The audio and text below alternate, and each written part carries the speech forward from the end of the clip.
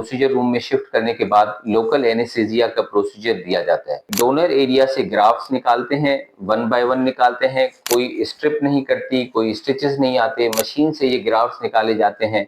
इस तरह से ये ट्रांसप्लांट का प्रोसीजर पूरा दिन लगता है। अस्सलाम वालेकुम, मैं doctor Irfan from doctor Irfan clinics. बात करेंगे हम हेयर ट्रांसप्लांट के प्रोसीजर के बारे में।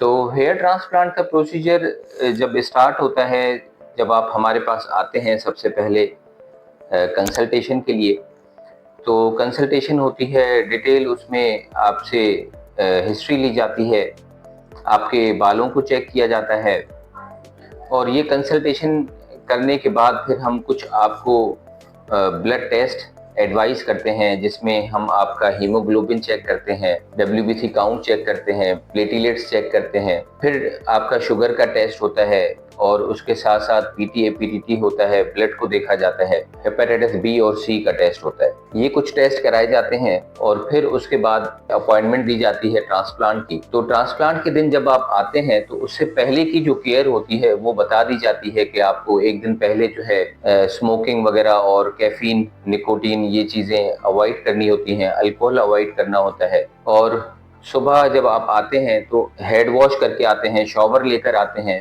ब्रेकफास्ट करके आते हैं, शर्ट ऐसी पहनी जाती है जो बटन शर्ट हो, फ्रंट ओपन शर्ट हो। और उसके बाद फिर जब आप सुबह हमारे पास आते हैं तो फिर हेयरलाइन डिस्कस करके हेयरलाइन बनाते हैं। हेयरलाइन बनाने के बाद फिर आपके बालों को ट्रिम कर दिया जाता है। बालों को ट्रिम करने के बाद आपको प्रोसीजर रूम में शिफ्ट करते हैं और प्रोसीजर रूम में शिफ्ट करने के बाद लोकल एनेस्थीसिया का प्रोसीजर दिया जाता है। लोकल एनेस्थीसिया के प्रोसीजर को इसलिए लोकल एनेस्थीसिया कहते हैं कि जिसमें हम सिर्फ उस लोकल एरिया को सुन करते हैं जहां पर हमने प्रोसीजर करना होता है, ना कि पूरे बॉडी को सुन किया जाता है, ना बेहोश किया जाता है, सिर्फ उस लोकल एरिया को ही सुन किया जाता है जहां प्रोसीजर होता है, यानी डोनर एरिया को और रेसिपिएंट एरिया को। तो लोकल एनेस्थीसिया होने के बाद फिर आपका प्रोसीजर स्टार्ट होता है हेयर ट्रांसप्लांट का, जिसमें हम आपके डोनर एरिया से ग्राफ्ट्स निकालते हैं, वन बाय वन निकालते हैं, कोई स्ट्रिप नहीं कटती, कोई स्टिचेस नहीं आते, मशीन से ये ग्राफ्ट्स निकाले जाते हैं। और ये ग्राफ्ट्स निकालने के बाद ब्रेक दी जाती है, लंच करवाया जाता है और फिर लंच ब्रेक के बाद दोबारा से जो ग्राफ्ट्स हमने आपके निकाले उनको रेसिपिएंट एरिया पे ट्रांसप्लांट कर दिया जाता है, इम्प्लांट कर दिया जाता है। इस तरह से ये ट्रांसप्लांट का प्रोसीजर पूरा दिन लगता है, 6-7 घंटे, 8 घंटे, 9 घंटे, ये वेरी करता है पर्सन टू पर्सन के केस के कितने ग्राफ्ट होते हैं, according to the number of graft फिर ये प्रोसीजर, एक दिन का प्रोसीजर होता है, वो खत्म होता है।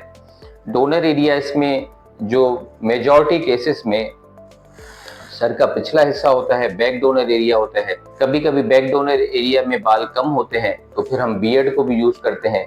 चेस्ट का भी ऑप्शन होता है, मगर चेस्ट के बाल इतने स्ट्रॉन्ग नहीं होते, लॉन्ग लास्टिंग नहीं होते, इसलिए मैं बहुत सारे लोगों को उसकी एडवाइस नहीं देता। इस तरह से जो प्रोसीजर खत्म होता है तो एक सिंपल सी ड्रेसिंग करते हैं आपके फोरहेड पे और जब प्रोसीजर खत्म होता है फिर आप घर चले जाते हैं। घर जाने की जो केयर होती है वो हम आपको गाइड कर देते हैं कि पहले दिन आपने सीधा सोना होता है, तकिए पे सर रख के सो सकते हैं, करवट लेने से अवॉइड किया जाता है कि बालों को टच ना करें आप, और कोई भी इसमें मजीद इतनी मुश्किल केयर नहीं होती, सर को चोट लगने से बचाना होता है। नेक्स्ट डे पे जब आप आते हैं तो ड्रेसिंग रिमूव कर दी जाती है, हेड वॉश कर दिया जाता है, PRP या एक्सोसोम का प्रोसीजर होता है वो भी हम नेक्स्ट डे पे ही कर देते हैं।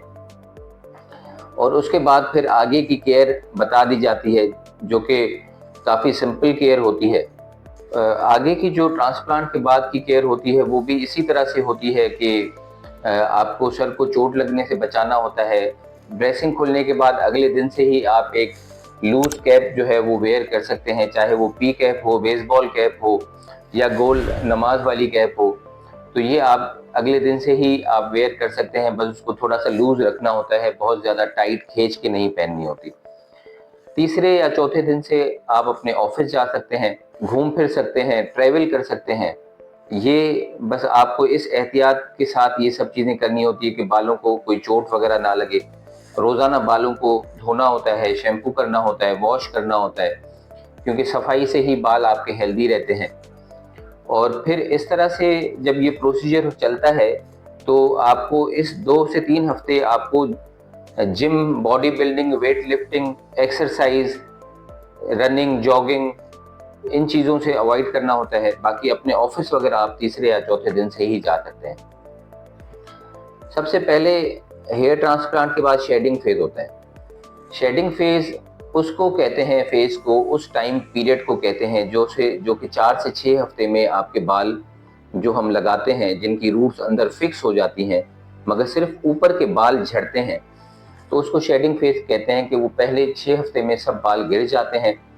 जो हम ट्रांसप्लांट करते हैं उनकी रूट्स अंदर फिक्स हो जाती हैं।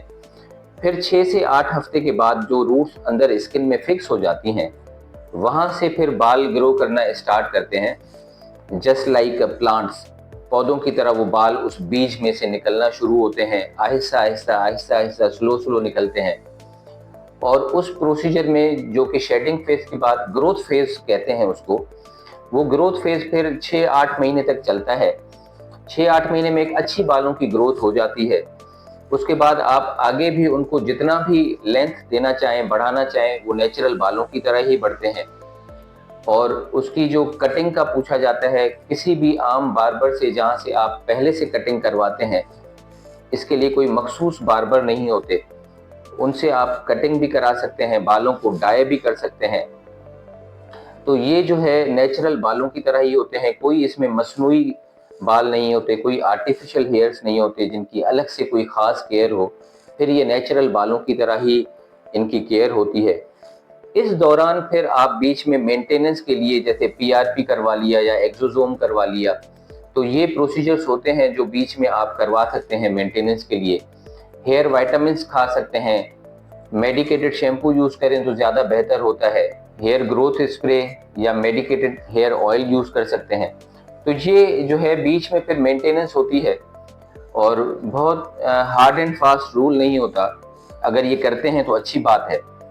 और ये सारा ट्रांसप्लांट का जो प्रोसीजर है, जो हमने स्टार्ट किया था from the day of consultation with you till the end of growth phase, इस तरह से ये ट्रांसप्लांट का प्रोसीजर होता है और इसको आप इसी तरह से लेकर चलते हैं।